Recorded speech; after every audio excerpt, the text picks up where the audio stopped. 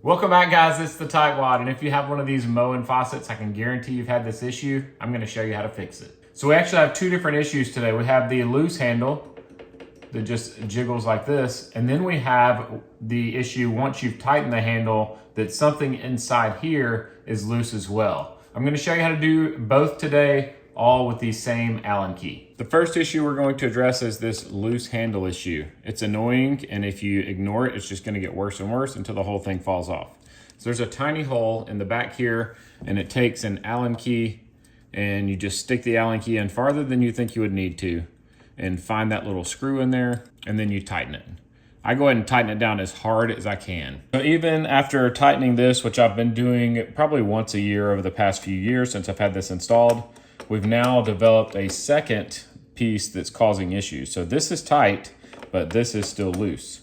So I'm actually going to loosen this Allen key. It takes about a full turn and a quarter to get it off, but I'm going to turn it one full time and then another quarter, and then it should slide off. With that removed, it reveals this little stem and goes into the cartridge that controls the water flow. And if I move just that black piece, you can see it has some wiggle to it. Now, you don't have to do anything under the sink for this. This is actually a collar that comes off. So with a little hand strength, you should be able to twist it lefty-loosey.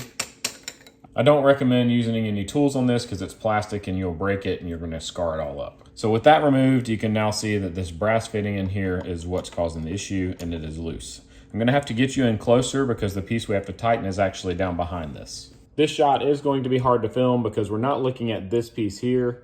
We're actually looking behind it, and there's a ring down behind it as well with similar grooves to this. So you have these little notches cut out on this front ring.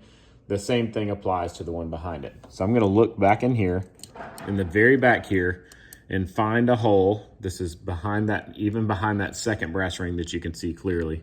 I'm going to find a hole in that, and I'm going to slide it clockwise.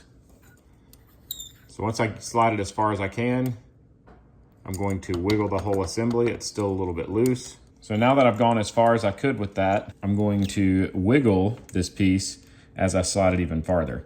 And eventually you'll get it to tighten up while tightening as hard as I can with my hex key. And now you can see it's nice and tight. So now all we have to do is reassemble. I'm being careful not to touch this stem because there is some grease on it. We're going to reassemble the handle. It just slides right on that stem. Make sure you tighten it down really tight.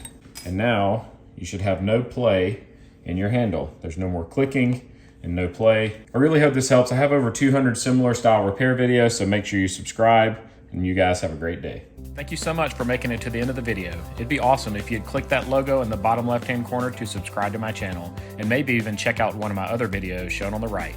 As always, I hope you guys have a great day.